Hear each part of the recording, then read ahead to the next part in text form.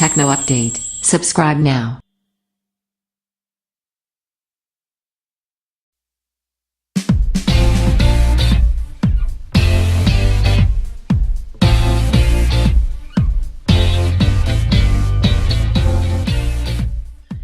HTC U11 Review. Design and build. As teased by HTC ahead of the launch, the key design element and unique selling point is that the phone is squeezable. The firm calls this feature EdgeSense, and it's achieved by pressure sensors on either side of the phone. They sit on the bottom half and mean you can do various things by squeezing it rather than using buttons or the display. What's clever is that you can adjust how much force is required and also toggle visual, haptic and audio feedback. At launch you'll be able to do quite a few things like use it as a shutter button, launch voice dictation, screenshot, toggle the flashlight, launch digital assistants or apps. An EdgeSense add-on will allow you to customize the sensors within any app, so you could squeeze to zoom in Google Maps, but sadly the app, even in beta form, won't launch with the phone. Screen. Things start off with a 5.5-inch screen, which makes the HTC U11 the firm's biggest flagship phone yet. HTC sticks to the Quad HD, 1440 by 2560, resolution and LCD5 technology found on the HTC 10. It's much more standard compared to the more wacky displays on the LG G6 and Galaxy S8. The size increase means a drop to 534p compared to its predecessor, but that's hardly an issue. The colors might not be as punchy as AMOLED rivals, but you're unlikely to be disappointed with the screen, which is certainly flagship level.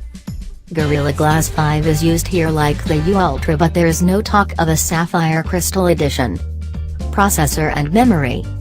HTC predominantly uses Qualcomm processors in its phones, and that's no different here.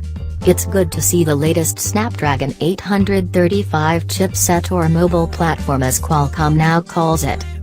The octa-core, 4x2.45 GHz and 4x1.9 GHz, processor is worthy of any 2017 flagship, and performance is as you'd expect. As you can see from the benchmark results, it competes well with rivals. We've only had it freeze up once, and it seems to be a one-off.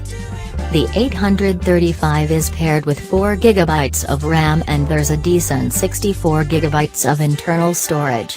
That's seemingly the standard for a flagship phone this year, and although there's a model with 6 GB of RAM and 128 GB of storage, we're told it's unlikely to reach the UK.